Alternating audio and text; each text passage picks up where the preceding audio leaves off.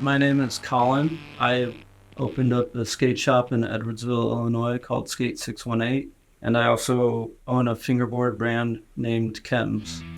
I'm Sam Bakos, and I'd like to say that I am a casual fingerboarder. A way that I got into fingerboarding was, when I was younger, they had those tech decks out, and I always thought they were super cool because when I was young, I didn't really know how to skateboard, and so I would just get like the little tech decks and play around with them all the time, and they were just something fun to do, like when I was sitting around at my desk in school or just sitting inside. So fingerboarding is basically skateboarding, but with your fingers. And you basically do all the same tricks that you would on a skateboard, but on a fingerboard. Pretty much the same mechanic if you think about it. Like to do an ollie, you just pop up and slide with your fingers, and then you could, move that towards your feet when you actually try it on a skateboard. So I feel like it helps a lot of people out.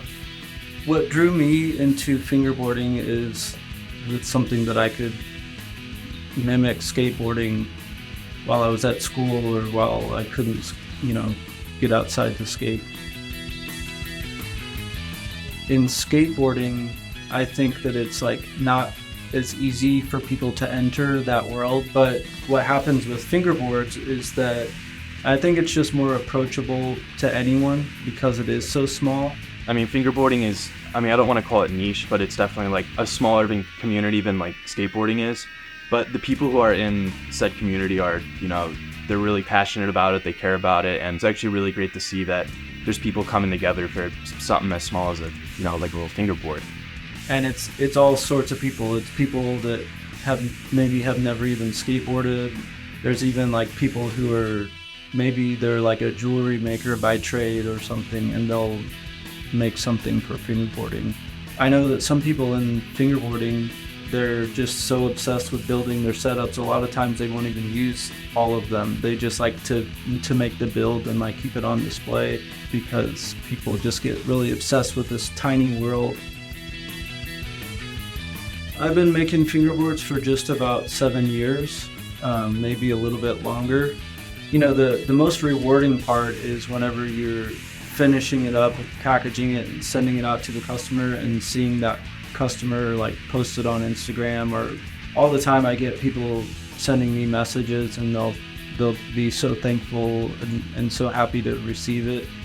Shortly after opening the skate shop, I started advocating for a local skate park to be built. So it's all stuff that we're doing to try to bring up skateboarding and really give back to the community. Obviously, we have to make money in order to keep the doors open, which isn't always easy.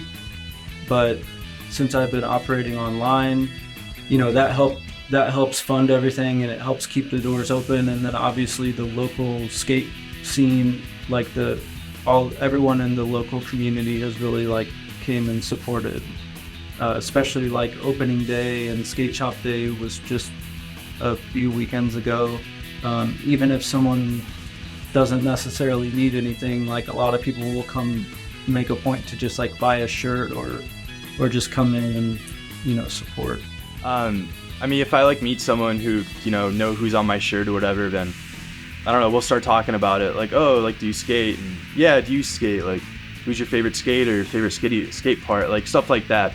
And it's just really cool because it's it could be as simple as something with, a pro skateboarder's face on your t-shirt, and no one will know about it except for that one person. So it's kind of cool, just coming together about something as small as that. Ever since coming to Carbondale, there's Slabs open here, and there's 618 over in Edwardsville. It's just really cool to see that they're kind of popping up in smaller, more rural towns, and it's really great to see.